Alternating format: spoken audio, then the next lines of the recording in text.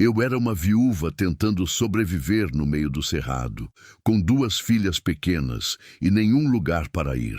A gente estava morando em uma cabana abandonada, daquelas que o vento atravessa pelas frestas e a chuva entra pelo telhado. Naquela época, às vezes o jantar das minhas meninas era só água quente com farinha, porque era tudo o que eu tinha. Eu pensei que aquele seria o fundo do poço da nossa história. Até o dia em que um homem apareceu na estrada de terra. Ele estava montado em um cavalo branco, parado ali, apenas nos observando, um fazendeiro rico. Naquele momento meu coração gelou, porque quando você é uma viúva pobre vivendo na terra de outra pessoa, geralmente só existe uma coisa que acontece. Você é mandada embora. Mas aquele homem não veio para nos expulsar. Ele veio para mudar nossas vidas. O que nenhum de nós imaginava é que nas matas daquela fazenda havia homens perigosos trabalhando no escuro. Caminhões cruzavam a estrada durante a madrugada. Árvores desapareciam da floresta. E o homem que comandava tudo aquilo tinha uma regra muito simples. Ele não deixava testemunhas. E quando descobriram que eu e minhas filhas estávamos vivendo naquela cabana, eles voltaram. E daquela vez, não foi para cortar árvores. Antes de começarmos, digite nos comentários de onde você está assistindo e não se esqueça de se inscrever no canal. Capítulo 1. O cavalo branco na estrada de terra. O dia em que tudo mudou, começou igual a todos os outros. Com fome, poeira e o choro baixinho de Letícia tentando não me preocupar. Ela tinha 5 anos e já sabia fazer isso, segurar o choro. Minha filha mais velha, Camila, tinha 7 e já fazia o mesmo. Aprendi cedo que filha de mulher sozinha amadurece antes da hora, e aquilo me doía de um jeito que não tinha nome certo. Outubro, no Cerrado do Maranhão, não perdoa ninguém.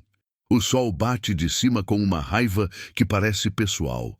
A terra racha, a poeira vermelha gruda no corpo, entra na boca, nos olhos, debaixo das unhas. Quando o vento sopra, não traz frescor, traz mais calor, como se alguém tivesse esquecido um braseiro aceso do lado de fora. Naquele dia, eu estava ajoelhada diante do fogão que eu mesma tinha montado com 3 pedras grandes e um pedaço de grelha enferrujada que achei perto do cercado. A cabana ficava uns 100 metros para dentro da estrada de terra, escondida atrás de 2 pés de pequi velhos que ninguém mais colhia. Quando a gente chegou ali, 3 meses antes, achei que iam nos tirar em menos de uma semana. Mas ninguém tinha vindo. Ninguém parecia saber que a gente estava ali, ou não se importavam, tanto faz. A farinha na água borbulhava devagar na panela preta. Era tudo que eu tinha para dar às meninas naquela tarde. Um pouco de farinha, um pouco de sal, um fio de gordura vegetal que estava no fim. Camila estava sentada num tronco perto da porta com Letícia no colo, penteando o cabelo da irmã com os dedos, porque o pente tinha quebrado 2 semanas antes. Aquela imagem, as 2 juntas, quietas, se cuidando, era o que me mantinha firme. Era a única coisa que ainda sabia com certeza. Essas 2 meninas precisavam de mim. Meu marido, Dirceu, tinha morrido num acidente na usina de cana onde trabalhava, a 40 quilômetros dali. Uma correia de máquina. Foi rápido demais para qualquer despedida, rápido demais para que eu entendesse o que tinha acontecido antes de precisar resolver o que vinha depois. E veio muita coisa depois. O patrão da usina não reconheceu responsabilidade. O advogado de bairro que consultei disse que seria difícil provar, que ia custar, que ia demorar. A casa onde morávamos em Imperatriz era alugada. O dono foi cordial por 2 meses e depois foi firme. Ele precisava do imóvel. Eu precisava sair. E saí. Não sei explicar direito o que é ter 2 crianças na mão e não ter para onde ir. É uma mistura de pânico e entorpecimento que o corpo cria para você não enlouquecer. Você engrena no automático. Você pega o que pode carregar, deixa o que não pode e vai andando. Para onde? Para qualquer lugar que seja longe da vergonha de ficar parada. A cabana foi um achado da Camila.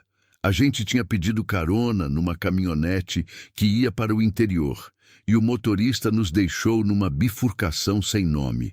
Enquanto eu olhava para os dois lados da estrada, sem saber para onde ir, Camila apontou para longe e disse: "Mãe, aquela casa ali está vazia." Eu olhei. Era mais uma ruína do que uma casa, mas tinha 4 paredes ainda de pé e parte do telhado de zinco intacto. Para uma noite, servia. Ficamos 3 meses. Aprendi a pegar água num córrego a 400 metros. Aprendi a reconhecer quais raízes do cerrado eram comestíveis e quais não eram. Aprendi a acender fogo com o que tinha, a remendar sapato com tira de borracha, a dormir com as meninas apertadas junto ao meu corpo nas noites de frio inesperado que o cerrado manda sem avisar. Aprendi também a não pensar demais no futuro, porque quando pensava, a angústia era grande demais e eu precisava estar inteira para as filhas. Foi nessa tarde de outubro, com a farinha borbulhando e o sol descendo devagar atrás do cerrado, que eu senti primeiro a sensação de ser observada. Não é algo que você aprende a nomear antes de precisar. Mas depois que você cria filho sozinha no mato, a pele apita diferente quando tem alguém por perto que não deveria estar. Eu levantei os olhos devagar, sem fazer movimento brusco. Ele estava parado na estrada de terra. Um homem montado num cavalo branco. Não um cavalinho de sítio pequeno. Um animal grande, bem tratado, com crina penteada e arreio de couro bom. O homem era alto, mesmo sentado. Tinha o rosto queimado de sol de uma vida inteira, com linhas fundas na testa e ao redor da boca. Não era jovem. Devia ter mais de 50 anos, talvez chegando nos 60. Usava chapéu de couro escuro, camisa simples de algodão, cinto largo. Uma das mãos segurava as rédeas sem esforço. A outra descansava na coxa. Ele estava completamente parado. Só olhava. Senti o coração apertar num ritmo que eu conhecia bem.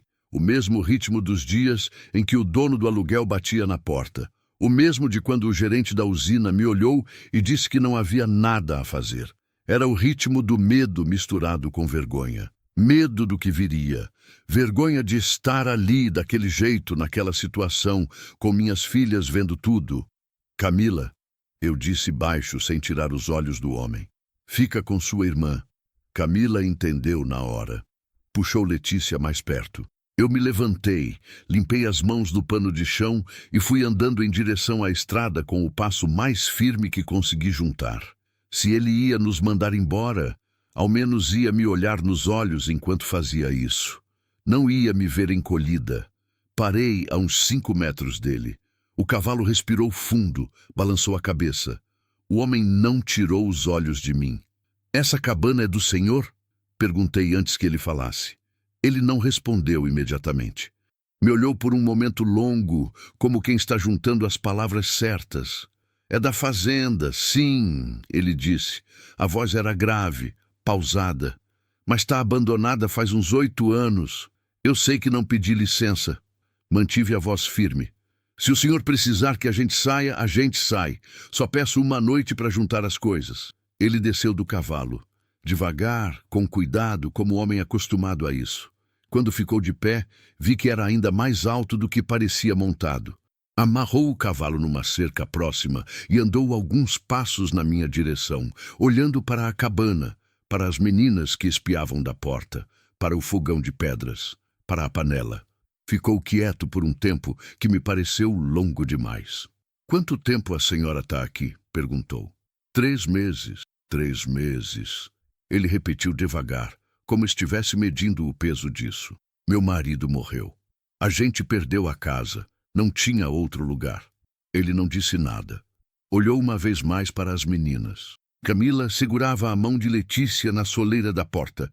Letícia tinha os olhos arregalados no cavalo branco. "Qual é o nome da senhora?" perguntou ele então. "Rosária. Rosária Fontes." "Afonso", ele disse, sem nenhum enfeite. "Afonso Câmara. Essa fazenda é minha." Eu assenti, esperando a sentença. Mas Afonso Câmara não falou em ir embora. Em vez disso, olhou para o céu que estava começando a mudar de cor no horizonte, aquele laranja escuro que no cerrado anuncia que a noite vai ser fria, e então me olhou novamente, direto nos olhos. "A senhora está cozinhando farinha na água", ele disse. Não era pergunta. "É o que tem hoje." Ele ficou quieto mais um pouco. Depois colocou a mão no bolso da camisa, tirou nada. Só encostou o polegar na borda do chapéu, num gesto automático, e olhou para o chão por um segundo. "Amanhã cedo eu mando trazer mantimentos", ele disse. "A senhora não precisa sair da cabana, por hora." Eu não soube o que dizer. Abri a boca e fechei. "Por quê?" perguntei. "Porque sou assim. Não consigo receber sem entender." Ele me olhou por um instante com aquela expressão fechada, difícil de ler. "Porque é o que se faz", respondeu. E foi isso. Voltou ao cavalo, subiu com o mesmo cuidado pausado, pegou as rédeas e começou a ir embora pela estrada. Mas antes de sumir pela curva, parou. Não se virou, só falou alto o suficiente para eu ouvir. "Fecha bem as janelas hoje à noite. O tempo vai virar." E sumiu. Fiquei parada na estrada de terra por um momento que não sei dizer se foi curto ou longo. O vento começou a chegar diferente do oeste, quente e carregado. Aquele vento que o cerrado manda antes de tempestade. Lá dentro, Letícia perguntou para a irmã se o cavalo ia voltar. Eu ainda não sabia o que tinha acabado de acontecer. Mas alguma coisa dentro de mim, uma coisa quieta e pequena que eu tinha guardado fundo há muitos meses, havia se mexido. E quando entrei de volta, coloquei mais uma pedra na base do fogão, mexi a farinha e chamei as meninas para comer. Fiz uma coisa que eu não fazia tempo. Olhei para o céu que escurecia e não senti medo. Só senti que o dia seguinte ia ser diferente. Não sabia ainda quanto. Capítulo 2. O que chega de manhã. Naquela noite, a tempestade chegou de verdade. Eu tinha fechado as janelas como o homem mandou, empurrado o baú velho contra a porta para segurar o batente que não tinha mais trinco e deitado as meninas no colchão fino que a gente tinha no chão, as duas debaixo do único cobertor que eu guardava com cuidado de coisa preciosa. Me deitei junto, Letícia de um lado, Camila do outro, e fiquei de olho aberto ouvindo o tempo chegar. O cerrado tem uma maneira própria de anunciar a chuva. Primeiro o silêncio. Até os grilos param, como se soubessem que não adianta competir com o que vem. Depois, o vento muda de direção de uma vez só. Traz o cheiro de terra úmida de longe, aquele cheiro que é quase doce, que dói no peito de tão bom. Depois, o relâmpago ilumina tudo por um segundo, rápido, e você vê o cerrado inteiro branco e quieto como fotografia. E então, a chuva cai. Não cai devagar. No cerrado de outubro, a chuva cai de uma vez, toda de uma vez, como se o céu tivesse guardando aquilo por meses e resolvesse entregar tudo numa noite só. Bateu no zinco com um barulho de fim de mundo. A água entrou pelas frestas do telhado em 3 lugares diferentes. Eu já sabia onde, já tinha posto os recipientes que tinha. A panela preta, uma lata de óleo vazia, uma cuia que achei no mato. Letícia acordou assustada com o primeiro trovão e apertou meu braço com as 2 mãos. "Mãe, tô aqui, minha filha. Pode dormir. É muito barulho." "É, mas a gente tá dentro. Chuva não pega quem tá dentro." Ela não convenceu de uma vez, mas foi cedendo. A Camila nem acordou. Ela sempre dormiu fundo, desde bebê, como herdou isso de Dirceu. Dirceu dormia que nem pedra. Eu me lembrei disso ali na escuridão, com a chuva batendo e a filha pesada no meu ombro, e aquela lembrança não doeu tanto quanto costumava doer. Veio mansa, só veio. Fiquei acordada até a chuva enfraquecer, lá pelas 2 da manhã. Quando o ritmo no zinco virou garoa e os grilos voltaram aos poucos, eu fechei os olhos. Dormi de um jeito que fazia tempo não dormia. Pesado, quieto, sem sonho que eu lembrasse. Quando abri os olhos, o sol já estava alto e havia uma carroça parada na estrada de terra. Levantei rápido, mais rápido do que devia, e fui até a janela. A carroça era puxada por uma mula baça, conduzida por um homem velho, de chapéu de palha, com a pele tão curtida de sol que parecia couro de livro antigo.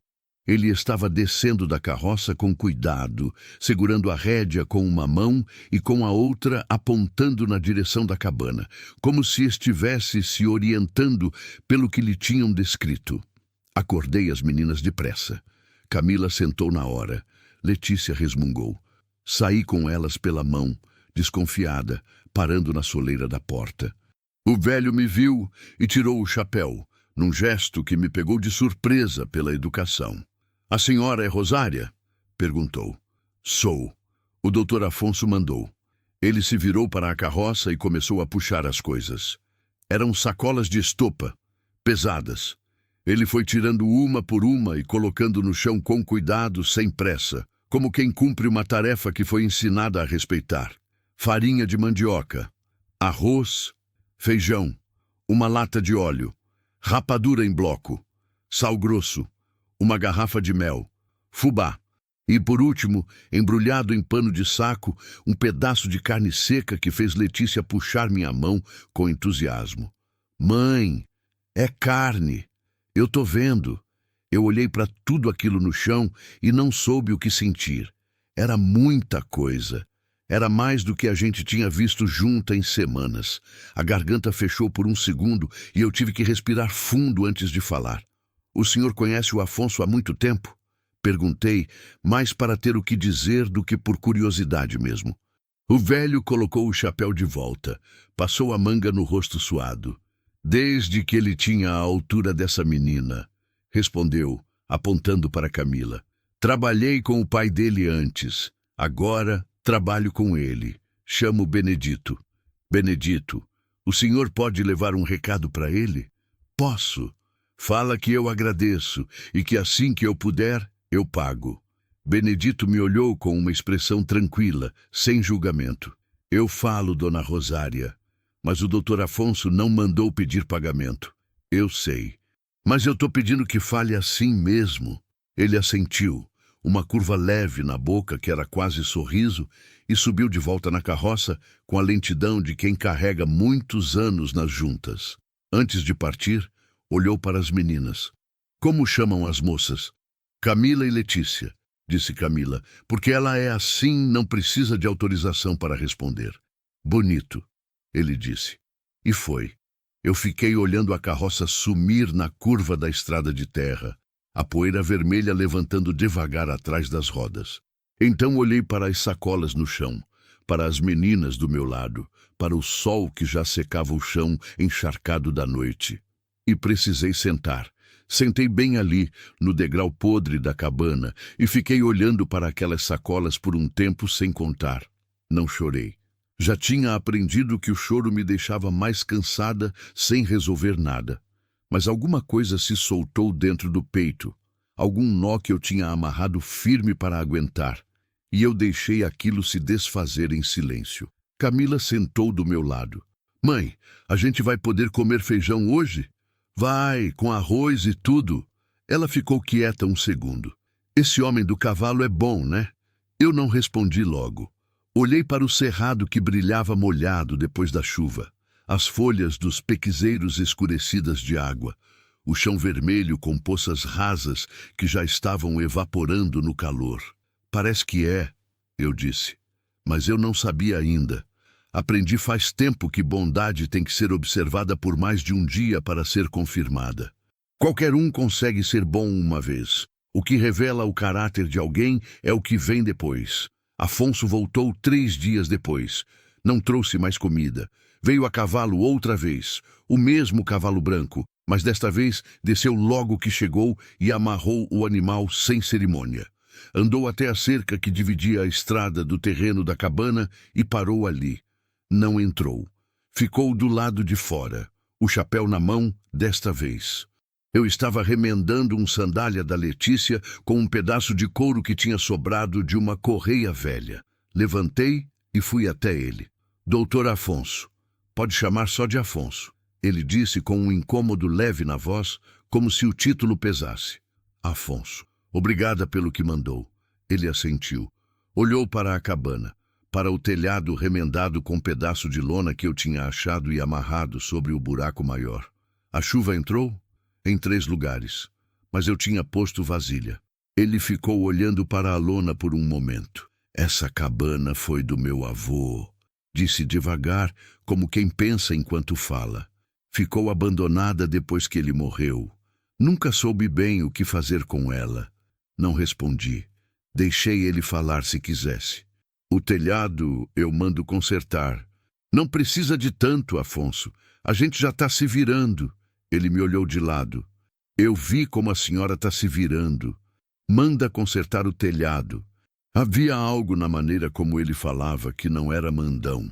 Embora as palavras pudessem soar assim, era mais como alguém que tomou uma decisão e não vê sentido em prolongar o debate. Fui entendendo com o tempo que Afonso era assim. Poucas palavras, nenhuma delas desperdiçada. Tá bom, eu disse. Ele voltou a olhar para a cabana. Letícia tinha aparecido na janela e estava encarando o cavalo com a expressão de quem quer muito pedir alguma coisa e ainda não tem coragem. Ela gosta de cavalo? Perguntou Afonso. Nunca chegou perto de um. Ele virou para o animal, soltou a rédea da cerca e deu um assovio baixo. O cavalo andou alguns passos na direção dele. Afonso olhou para Letícia na janela. Pode vir, se quiser. Letícia me olhou. Eu dei um aceno com a cabeça. Ela saiu pela porta correndo. E então parou a uns 3 metros do cavalo, repentinamente tímida. O animal bufou, sacudiu a crina. Ela deu um passo, depois outro. Afonso segurou a rédea firme e ficou quieto, deixando o tempo fazer o trabalho. Letícia chegou devagar, estendeu a mão pequena e tocou o focinho do cavalo com a ponta dos dedos. O cavalo ficou parado. Ela olhou para mim com um sorriso que eu não via no rosto dela fazia meses. Afonso não disse nada, só segurava a rédea e deixava. Foi o momento mais simples daqueles 3 meses. E foi o primeiro momento em que eu olhei para aquele homem e pensei: quem é você, Afonso Câmara? Porque homem que sabe esperar enquanto criança com medo aprende a confiar num animal. Esse homem tem alguma coisa dentro que não aparece logo. Tem que ser encontrado aos poucos. Ele foi embora antes do anoitecer, com o mesmo jeito pausado de sempre. E quando sumiu na estrada de terra, eu percebi que tinha ficado olhando até ele desaparecer na curva, sem perceber que estava fazendo isso. Entrei. Coloquei água para o feijão. Chamei as meninas. Mas alguma coisa tinha mudado outra vez naquele dia. Algo que eu não sabia ainda nomear. E que por isso mesmo me deixava com um cuidado quieto no peito, como de quem toca brasa com o dedo antes de saber se ainda queima. Às vezes, a esperança chega antes que você dê licença, e você fica sem saber se abre a porta ou segura o trinco. Capítulo 3. O que o cerrado esconde. Benedito voltou na semana seguinte com mais mantimentos e uma notícia que ele deu de passagem, como quem não quer assustar, mas também não quer esconder. Dona Rosária, o doutor Afonso pediu para a senhora ficar de olho. Teve gente passando pela estrada à noite esses dias, gente que não é daqui. Eu parei de pegar as sacolas. Que gente? Não sabe dizer certo. Os peões viram luz de lanterna na beira do córrego tarde da noite. 2 vezes. O doutor Afonso acha que pode ser gente de fora farejando a fazenda. Olhei para o cerrado ao redor da cabana. À luz do dia, com o sol batendo nas folhas ressecadas e os periquitos gritando nos galhos do pequizeiro, tudo parecia manso e quieto. Mas eu sabia que o cerrado não é ingênuo. Por baixo daquela vastidão aberta existe um emaranhado de esconderijos, ravinas, buritizais, moitas densas, onde qualquer coisa pode ficar parada sem ser vista por muito tempo. O doutor Afonso disse alguma coisa a mais? Disse que se a senhora ver ou ouvir qualquer coisa estranha à noite, não sai da cabana, fecha tudo e espera amanhecer. Benedito foi embora com a mula, e eu fiquei parada no terreiro por um tempo, olhando para a estrada depois que ele sumiu. Camila estava dentro, ajudando Letícia a guardar as coisas. Eu podia ouvir a voz baixa da mais velha, explicando para a mais nova onde cada coisa ia ficar, com aquela seriedade de adulto pequeno que me partia o coração toda vez. Não falei nada para as meninas sobre o que Benedito tinha dito, mas naquela noite eu não dormi bem. Fiquei de ouvido atento até às 3 da manhã, escutando cada barulho do cerrado se separar dos outros, o pio da coruja, o canto do sapo no córrego, o estalo de galho seco. Aprendi a ouvir o mato assim depois que fiquei sozinha. O silêncio nunca é silêncio de verdade. É cheio de camadas e você vai conhecendo cada uma com o tempo. Quando aparece um barulho que não cabe em nenhuma delas, você sente antes de pensar. Naquela noite não apareceu nada, mas o cuidado ficou. Afonso voltou na quinta-feira com o pedreiro e o ajudante que iam consertar o telhado. Chegou na frente deles, desceu do cavalo e me chamou até a cerca do jeito que já tinha virado costume. Ele não entrava sem ser convidado, e eu não deixei de notar isso. Bom dia, Rosária. Bom dia. O Benedito me contou sobre as luzes no córrego. Ele assentiu, sem mostrar surpresa que eu fosse direto ao assunto. Tem uma situação que está se arrastando faz uns meses, disse ele, pausado. Tem interesse em terra aqui na região. Gente que prefere trabalhar no escuro. Interesse na sua fazenda? Na minha e em outras, mas a minha é maior. Ele olhou para o cerrado ao leste, com aquela expressão que eu já estava aprendendo a reconhecer. Olho que enxerga longe sem precisar de pressa. Não quero assustar a senhora, mas também não quero deixar sem saber. Prefiro saber. Eu sei, ele me olhou. Por isso tô falando. Os 2 homens do telhado chegaram logo depois numa caminhonete velha e o dia virou trabalho. Afonso ficou acompanhando, subindo e descendo com os olhos sem subir ele mesmo, dando instrução com a voz baixa de quem não precisa gritar para ser obedecido. Eu fiz café e levei para os 3 sem que ninguém pedisse. E Afonso pegou o caneco com um obrigado curto, mas olhou para mim por um segundo, a mais do que o necessário. Camila ficou sentada num toco perto da caminhonete, observando tudo com atenção de quem está guardando informação. Depois que os homens foram embora e o telhado estava fechado, de verdade sem lona, com zinco novo, ela veio até mim e perguntou: Mãe, o Afonso tem família? Não sei, minha filha. Por quê? Ela encolheu os ombros. Ele parece sozinho. Crianças enxergam o que adulto aprende a disfarçar. Não respondi para não concordar na frente dela, mas pensei nisso o resto do dia. Foi na semana seguinte que o cerrado mostrou o que estava escondendo. Era uma segunda-feira de manhã cedo, o sol ainda não tinha chegado com força e o ar estava daquele jeito fresco que o cerrado guarda só para as primeiras horas. Eu tinha ido até o córrego buscar água com os 2 baldes de plástico que Benedito tinha trazido. O caminho era de uns 400 metros por uma trilha que eu já sabia de cor. Cada raiz, cada pedra, cada curva. Estava na metade do caminho de volta quando ouvi o barulho. Não era barulho de animal. Era arrasto. O tipo de movimento que um corpo humano faz quando está tentando se deslocar sem conseguir direito. Parei. Segurei os baldes sem mover mais nada. Olhei para os lados da trilha. No meio de uma moita de lobeira, uns 10 metros para dentro do cerrado, havia um homem. Estava deitado de lado, com uma das mãos agarrada num galho fino que não ia aguentar muito mais o peso. A roupa estava rasgada, a calça cheia de lama seca avermelhada, o rosto virado para baixo. Respirava, eu via o movimento do ombro subindo e descendo, mas era um respiro rascante, difícil. Fiquei parada por um momento que durou mais do que devia, porque aquele homem podia ser qualquer coisa. Podia ser um dos que andavam de lanterna à noite pelo córrego, podia ser alguém perigoso que tinha se machucado fazendo coisa que não presta. Podia ser armadilha. O mundo me ensinou que bondade sem juízo é ingenuidade, e ingenuidade machuca mais do que pedra. Mas o ombro subia e descia com dificuldade, e eu não consigo fingir que não vi. Nunca consegui. Ei! Chamei. sem me aproximar. Ei, o senhor está me ouvindo? O homem reagiu devagar. Tentou levantar a cabeça e não conseguiu de primeira. Na segunda tentativa, girou o rosto na minha direção. Era mais velho do que eu tinha calculado. Cabelo branco, barba por fazer, olhos fundos com febre dentro. Olhou para mim com a expressão de quem não tem mais certeza do que é real. Água, ele disse. Só isso.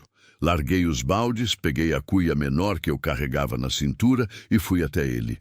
Não corri, andei rápido, mas com cuidado, olhando ao redor, certificando que não havia mais ninguém. Cheguei perto, ajoelhei, coloquei a cuia na boca dele com uma mão e sustentei a cabeça com a outra. Ele bebeu com dificuldade, engoliu errado, tossiu. Bebeu de novo. Quando abriu os olhos, outra vez estavam um pouco mais presentes. Como o senhor chegou aqui? Perguntei baixo. Andei, ele disse. 2 dias, ou 3, não sei mais. Veio de onde? Ele fechou os olhos. Por um momento achei que tinha desmaiado, mas falou. De longe. Uma pausa longa. Me deixaram na estrada. Os homens, aquelas 2 palavras, os homens, caíram dentro de mim com um peso que eu reconheci imediatamente. Não perguntei mais nada por enquanto. Primeiro as perguntas práticas, depois as outras. O senhor consegue andar se eu ajudar? Não sei. A gente vai tentar. Larguei a cuia no chão, coloquei o braço dele sobre meu ombro e levantei com o peso todo. Ele era mais leve do que parecia. Leve do jeito errado, do jeito de quem passou dias sem comer. Ficamos de pé, cambaleando por um segundo. Eu firmando os 2 com as pernas abertas na terra irregular. Meu nome é Rosária, eu disse, enquanto a gente começava a andar. A gente vai até minha casa. É perto. Ele não respondeu, mas caminhou. Deixei os 2 baldes de água para trás. Buscar depois. Levou quase 20 minutos para percorrer os 400 metros. Quando chegamos na cabana, Camila estava na porta e me olhou com aquela capacidade dela de entender sem precisar que expliquem. Abre o colchão no chão, eu disse. Ela foi sem perguntar. Deitei o homem, coloquei o pano mais limpo que tinha debaixo da cabeça e comecei a examinar o que tinha para examinar. Não havia ferimento grave visível, nenhum osso aparente, nenhuma hemorragia, mas havia hematomas no antebraço esquerdo. E os pés, quando tirei as botinas velhas, estavam em estado que me apertou o estômago. 2 dias de caminhada no cerrado sem cuidado fazem isso. Letícia ficou encostada na parede, me olhando com os olhos arregalados. Ele vai morrer? Sussurrou. Não, eu disse com mais certeza do que tinha. Vai não. Aquela certeza que eu disse para a filha me obrigou a acreditar nela também. E aí não havia mais o que escolher. Havia só o que fazer. Fiz chá de erva cidreira que eu guardava seco num pano. Limpei os pés com água e o pano mais gasto que havia, que era melhor desperdiçar do que o que presta. Cobri ele com o cobertor. Sentei na beira do colchão e esperei.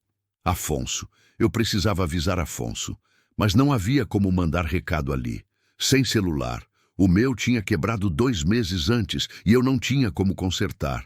Sem vizinho perto, sem nada. Ia ter que esperar Benedito na terça-feira, quando ele costumava passar. Ou Afonso aparecia antes. O homem no colchão dormiu por quase 6 horas seguidas. Quando acordou, a febre tinha baixado um pouco e os olhos estavam mais claros.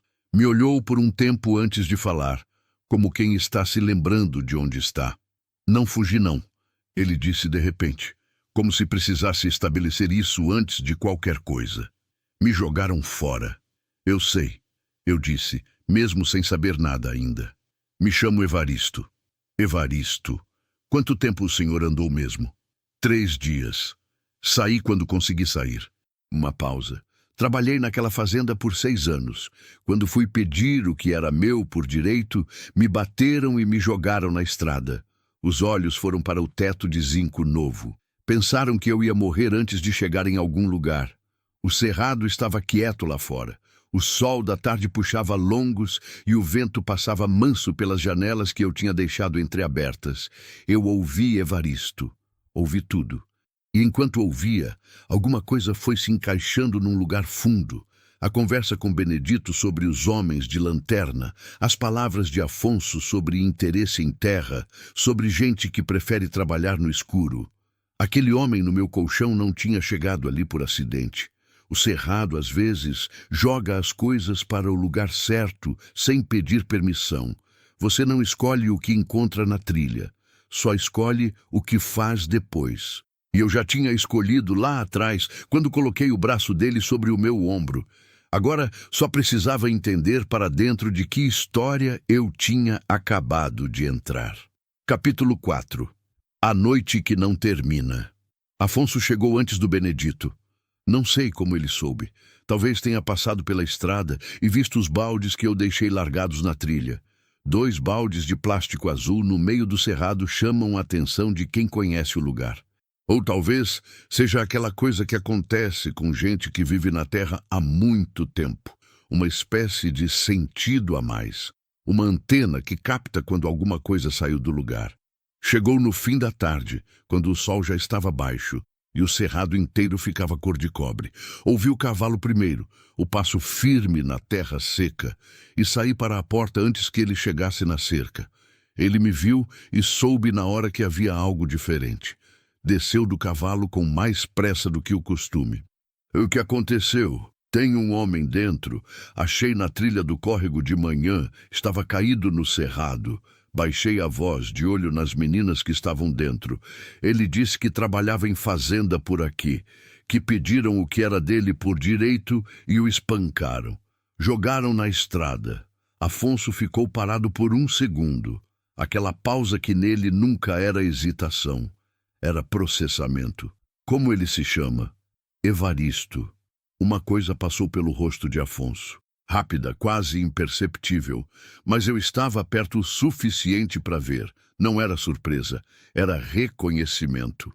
O senhor conhece ele? Conheço o nome. Ele amarrou o cavalo e entrou no terreiro pela primeira vez, sem esperar convite dessa vez, o que me disse que a situação tinha mudado de tamanho. Posso ver ele? Entrei com ele. Evaristo estava sentado no colchão, encostado na parede, comendo a farofa com ovo que Camila tinha feito. Camila, que com 7 anos já sabia mexer ovo no fogão e achava isso a coisa mais normal do mundo, o que me enchia de orgulho e tristeza ao mesmo tempo. Quando Evaristo viu Afonso, parou de comer. Os dois se olharam por um momento que tinha peso. Doutor Afonso, disse Evaristo, com uma voz que misturava alívio e vergonha naquela proporção difícil de carregar. Evaristo. Afonso puxou o banquinho de madeira que eu usava para costurar e sentou de frente para ele. Me conta. E Evaristo contou. Eu fui para o lado de fora com as meninas, sentei no degrau com Letícia no colo e Camila do lado e fiquei ouvindo o cerrado escurecer. Não ouvi a conversa dos dois. Não quis. Havia um limite entre ajudar e intrometer, e eu sabia onde ficava. Mas quando Afonso saiu uns 20 minutos depois, o rosto dele tinha mudado. Não na expressão. Essa continuava fechada, controlada. Mudou em algo mais fundo, naquele lugar atrás dos olhos, onde a gente guarda o que ainda não resolveu. Ficou parado no terreiro por um momento, olhando para o cerrado que já estava quase preto. Afonso! Eu chamei baixo. Ele se virou. O que é? Perguntei. De verdade. Ele me olhou por um longo segundo. Depois veio sentar no degrau do meu lado, coisa que nunca tinha feito. Ficou com os cotovelos nos joelhos, o chapéu nas mãos, olhando para o chão. Tem um grupo que está tentando tomar terra na região faz 2 anos, disse ele devagar. Não do jeito de chegar na frente e comprar, do outro jeito.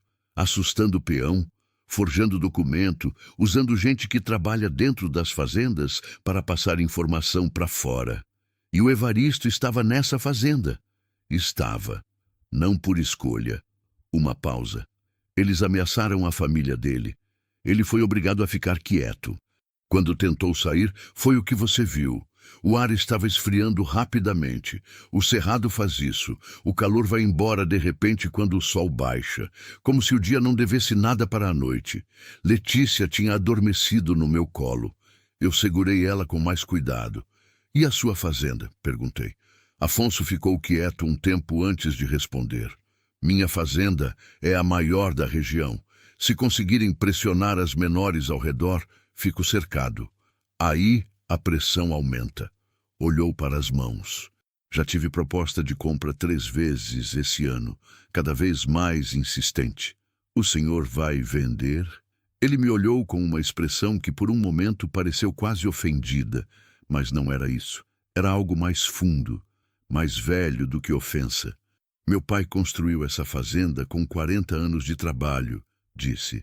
"Minha mãe está enterrada lá. Não vendo." Ficamos os dois em silêncio por um tempo. O primeiro grilo cantou. Depois vieram os outros, um por um, até o cerrado inteiro estar cheio daquele som que era quase música quando você aprendia a ouvir. "Por que o senhor parou aqui naquele dia?" perguntei de repente. "Na primeira vez, muita gente teria passado." Ele levou um tempo para responder. "Vi a fumaça do fogão", disse, "e vi o jeito que estava. Uma mulher sozinha com 2 crianças." Olhou para o cerrado. "Minha mãe ficou sozinha com 4 filhos quando meu pai teve que ir trabalhar longe por 2 anos. Eu tinha 6 anos. Não esqueci o que ela passou. Não havia mais o que dizer depois disso. Algumas respostas fecham a pergunta com tanta exatidão que o silêncio depois é o único comentário honesto." Afonso foi embora quando a noite estava fechada, com a promessa de voltar cedo. Antes de montar, falou para eu trancar a porta com o baú e não abrir para ninguém que eu não reconhecesse. "Bom, pode acontecer alguma coisa hoje à noite?" perguntei direta. "Provavelmente não, mas prefiro que a senhora saiba o que fazer se acontecer." Fui dormir com as meninas, o baú contra a porta, o Evaristo no colchão e eu no cobertor dobrado no chão. Deitei de costas, com os olhos abertos no teto de zinco novo, ouvindo o cerrado. Foi por volta de 00:30 que o cachorro latiu. Evaristo não tinha cachorro. Eu não tinha cachorro. O som veio de longe, da direção da fazenda, e foi longo e alto. Não o latido de animal que viu gato, mas o outro, o que vem de dentro. Depois, o silêncio, completo. E foi o silêncio que me levantou. Sentei no escuro, o coração já rápido, e fiquei ouvindo. Letícia dormia, Camila dormia, Evaristo estava acordado. Eu ouvi o movimento sutil dele se mexendo no colchão. "Ouviu?" sussurrei.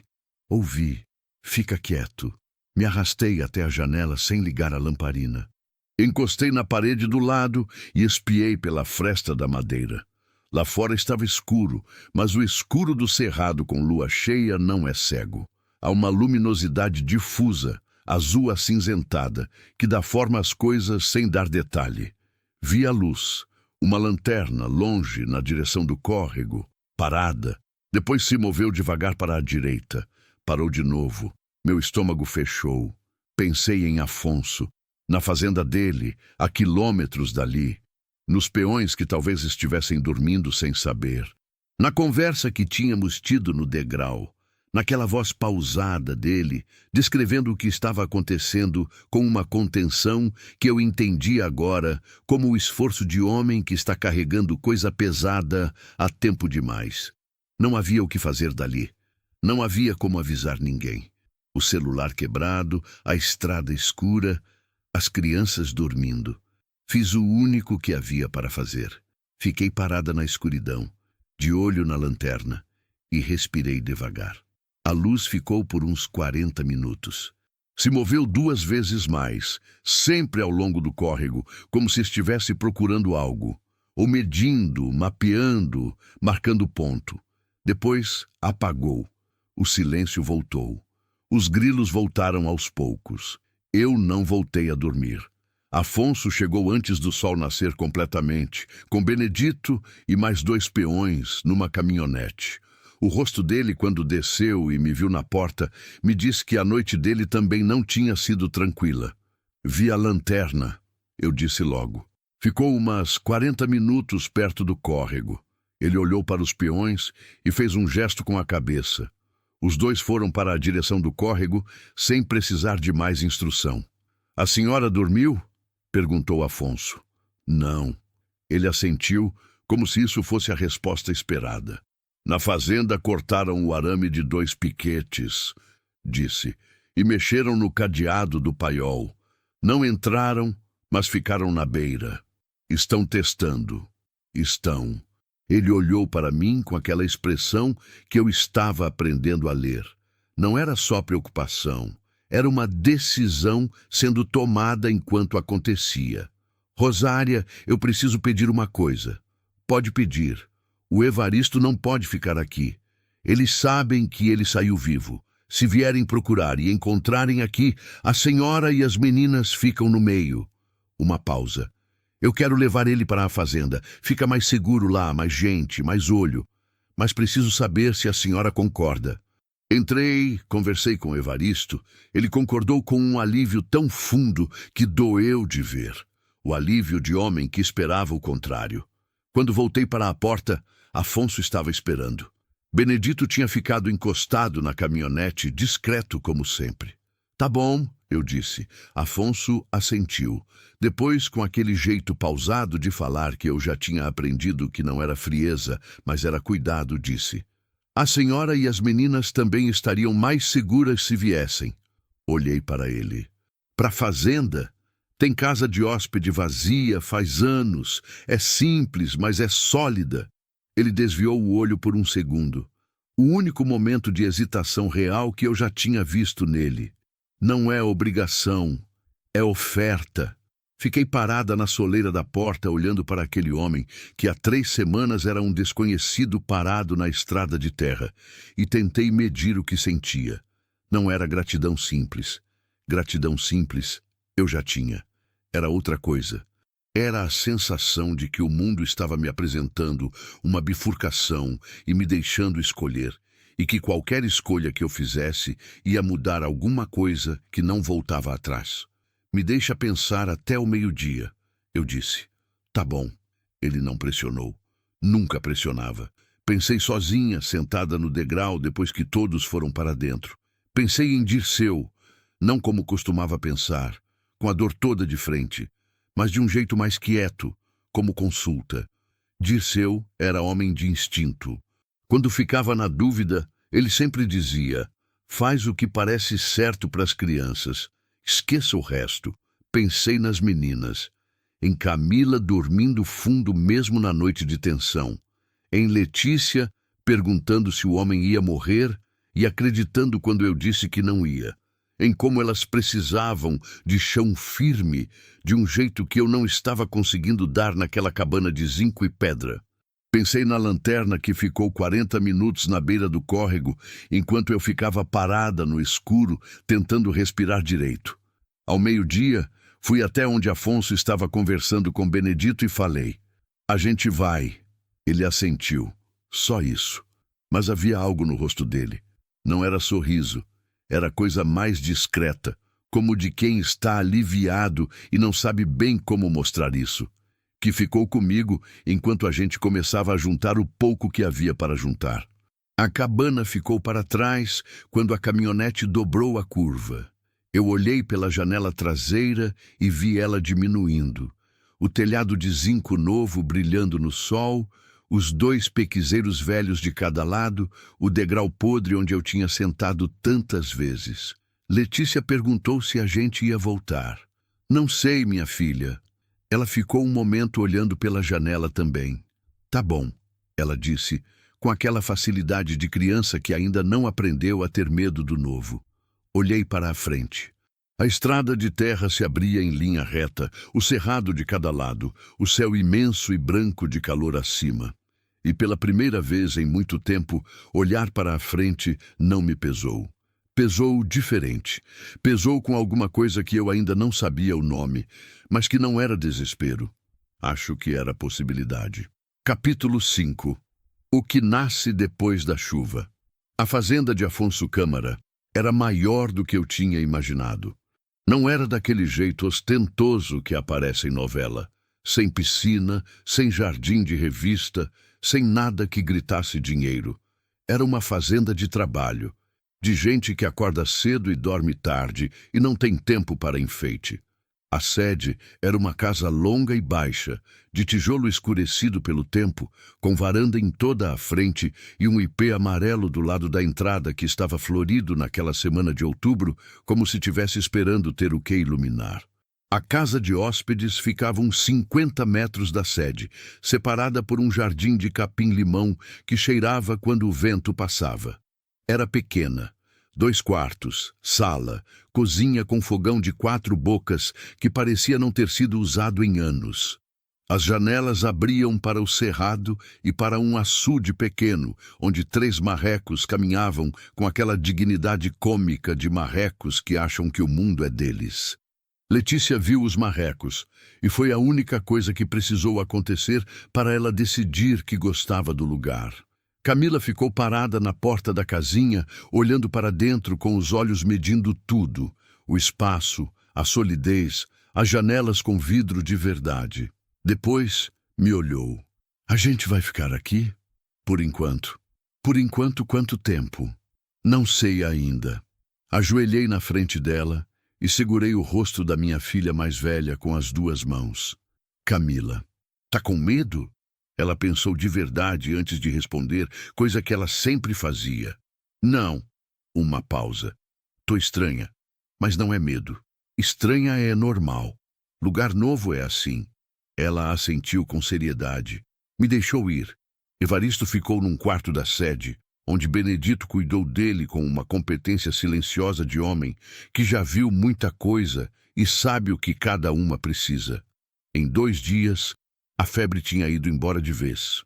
Em 4, Evaristo estava sentado na varanda tomando café, com as mãos no copo e os olhos no horizonte. Aquele olhar de quem está tentando entender o que vem agora. Eu levei café para ele numa manhã e sentei do lado sem ser chamada. Como está se sentindo? Perguntei. Melhor do corpo. Uma pausa. O resto leva mais tempo. Leva. Eu concordei. Ficamos os 2 olhando para o cerrado que começava a ser dourado com o sol da manhã. O ipê amarelo balançava devagar. A senhora me salvou, disse Evaristo de repente, sem cerimônia, como quem constata um fato. Eu só dei água e ombro para você andar. Às vezes é isso que salva. Não soube responder. Então não respondi. Ficamos em silêncio, e o silêncio era honesto. A situação com os homens da lanterna se resolveu de um jeito que não foi rápido nem cinematográfico, mas foi real. Afonso havia guardado documentação da fazenda com um cuidado que eu entendi depois como a previdência de quem sempre soube que um dia ia precisar dela. Cada escritura, cada contrato, cada registro de trabalho, tudo organizado em pastas no armário de ferro na sala da sede. Quando os advogados chegaram, 2 de São Luís que Afonso tinha acionado assim que a situação ficou clara, eles encontraram uma documentação tão completa e tão limpa que o processo de barrar a manobra das terras foi mais simples do que parecia. Evaristo prestou depoimento. Foi o mais difícil para ele. Eu vi no dia que voltou, depois de horas falando com os advogados, aquela exaustão que não é do corpo, mas da alma, de quem tirou para fora coisa que estava guardada com muito custo. Mas fez. Fez porque Afonso sentou do lado dele o tempo todo, sem falar muito, só presente, e às vezes presença é o que a gente mais precisa para conseguir falar o que é difícil. Os homens que tinham operado na sombra foram identificados. Não houve confronto de cinema. Foi notificação, foi delegacia, foi processo. Lento, burocrático e, por isso mesmo, sólido. A fazenda de Afonso não foi tocada, mas nada disso é o que importa mais nessa história. O que importa é o que aconteceu numa tarde de novembro, umas 3 semanas depois que chegamos. Eu estava no quintal da casinha, estendendo roupa no varal que Benedito tinha ajudado a montar. E Afonso apareceu pela lateral, sem cavalo, a pé, com as mãos no bolso. Jeito diferente do costume, menos propósito, mais à deriva. Posso conversar? Perguntou. Pode. Ele encostou no mourão do varal e ficou olhando para o açude por um momento. Os marrecos faziam aquele barulho baixo de marrecos contentes. Essa fazenda tem 700 alqueires. Ele começou, devagar. Tenho 12 peões fixos, mais sazonais na época de colheita. Tenho gado, tem lavoura de milho, um pedaço de soja. Parou. Mas tem muita coisa que parou de funcionar direito depois que minha mulher foi embora. Eu parei com a roupa na mão. Ele não tinha falado em mulher nenhuma vez até então. Foi embora como? Perguntei com cuidado. Foi embora como quem escolhe ir. Ele disse sem amargura, mas sem leveza também.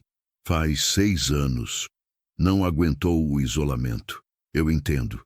Nunca soube fazer diferente do que sei fazer. E o que sei fazer é daqui.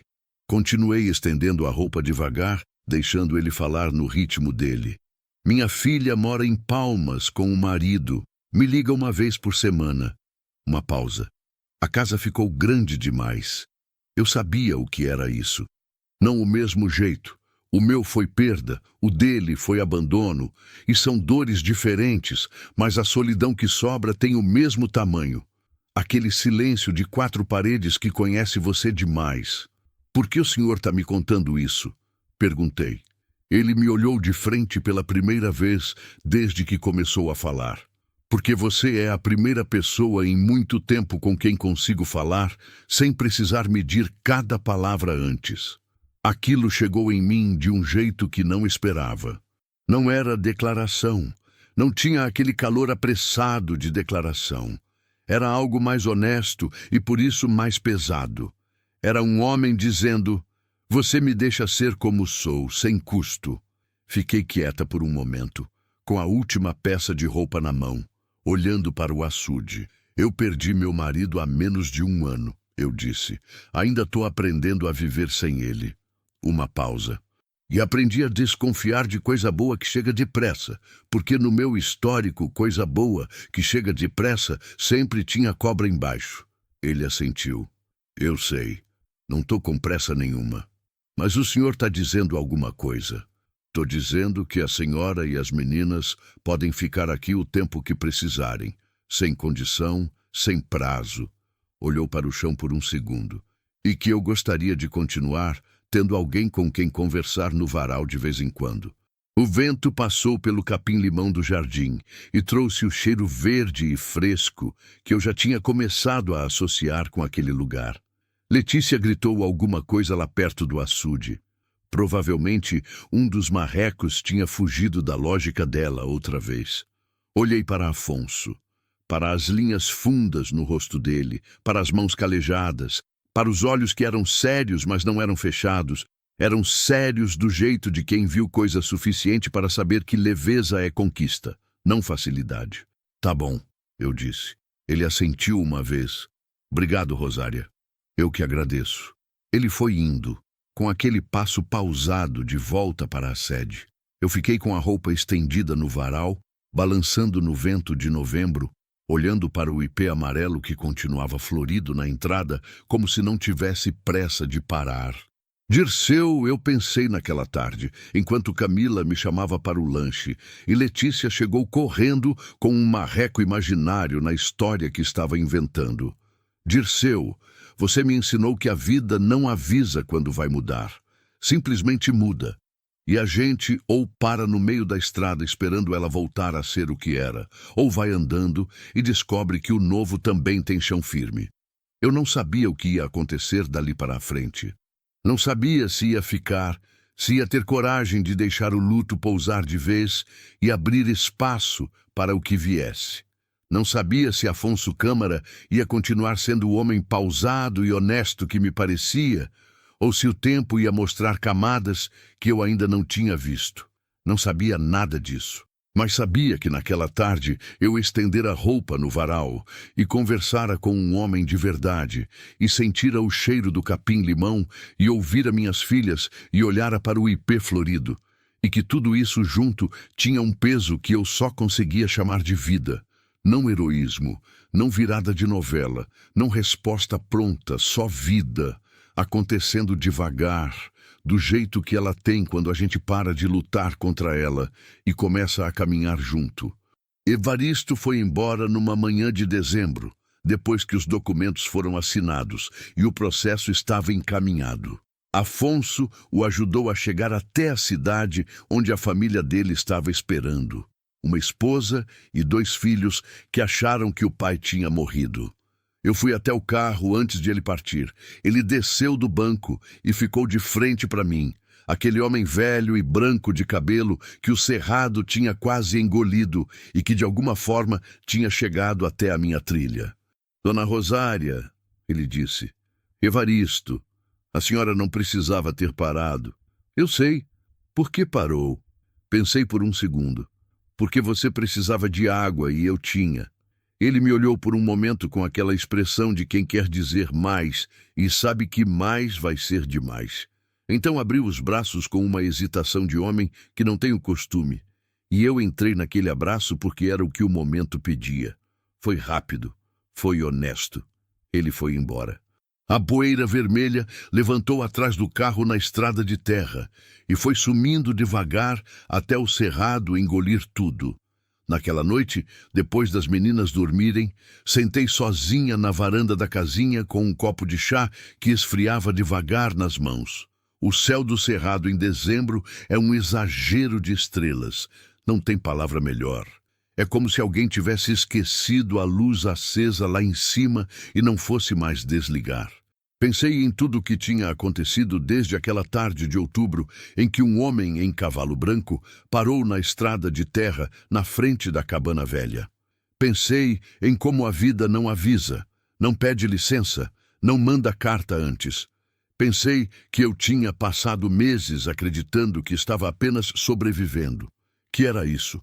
Só atravessar os dias carregando as filhas e o luto e a fome e o medo, sem destino definido, sem expectativa, além de chegar no dia seguinte. E descobri que ao mesmo tempo em que sobrevivia, eu também estava vivendo. Cada passo no cerrado, cada refeição feita com pouco, cada noite acalmando criança com medo, cada manhã ajoelhada no fogão de pedra, tudo aquilo era a vida acontecendo, não a espera de vida. A diferença entre sobreviver e viver, aprendi, não é o que você tem, é o que você enxerga no que tem. E quando você encontra alguém, seja uma pessoa exausta caída no meio do mato, seja um homem sério num cavalo branco, seja sua própria filha de 7 anos que faz ovo no fogão sem achar que é demais, quando você encontra alguém e para, e olha de verdade, e não finge que não viu, às vezes é você que é salva. Não sei se o futuro vai ser bom, nunca soube, nunca vai ser possível saber. Mas sei que tenho chão embaixo dos pés, estrelas em cima, minhas filhas dormindo, cheiro de capim-limão no ar e um copo de chá esfriando nas mãos. E sei que amanhã cedo, quando o sol raiar no cerrado e o galo cantar antes da hora, eu vou levantar. Não porque alguém mandou, não porque a vida ficou fácil, mas porque aprendi, afinal, a diferença entre continuar vivendo e escolher viver. E eu escolho. Todo dia eu escolho. Fim do capítulo 5. Fim da história.